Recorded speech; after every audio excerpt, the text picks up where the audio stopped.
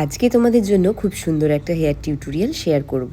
আজকে আমি এই লুকটার মেসি বানটা তোমাদের সাথে শেয়ার করছি, তো চলো ঝটপট দেখে নাও। প্রথমেই দেখো পয়েন্ট 1-এ পনি করে নেওয়ার পর আমি বুফনটাও ক্রিয়েট করে নিয়েছি, যেটা আমরা ব্রাইডাল বুফন ক্রিয়েট করে থাকি। তারপর আমরা ফ্রন্টের সেকশন থেকে আমরা অল্প অল্প হেয়ার নিয়ে এগুলোকে টং করব।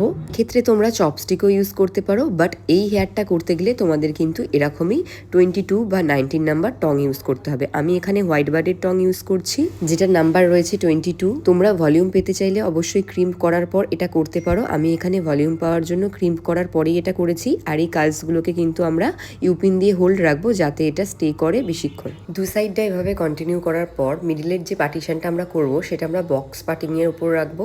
আর সেখান থেকেই পাতলা পাতলা সেকশন নিয়ে আমরা দেখো ভিডিওতে যেভাবে দেখাচ্ছি সেইভাবে আমরা টং করে নেব। আর দেখো আমি কিন্তু কাজটাকে পুরো আপার ডিরেকশনে লক করছি, তোমরাও কিন্তু এইভাবেই করবে, তবেই কিন্তু প্রপার ভলিউম আসবে।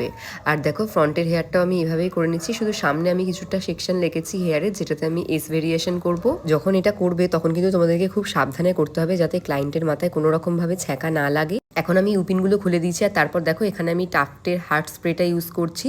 একটা হার্ট স্প্রে দিয়ে আমরা এটাকে খুব ভালোভাবে সেট করে নেবো। খুব ভালোভাবে কিন্তু স্প্রে করে নিতে হবে, স্প্রেতে কিপটামি করলে হবে না। তারপর দেখো আমি এখানে একটা জি কোম নিয়েছি, তোমরা যে কোনো বড় দাঁড়ার কোম দিয়ে এটা করতে পারো। আর দেখো আমি অল্প অল্প করে হেয়ারগুলোকে নিয়ে এরমভাবে পনির ওপরে লক করে দিচ্ছি ইউপিন দিয়ে।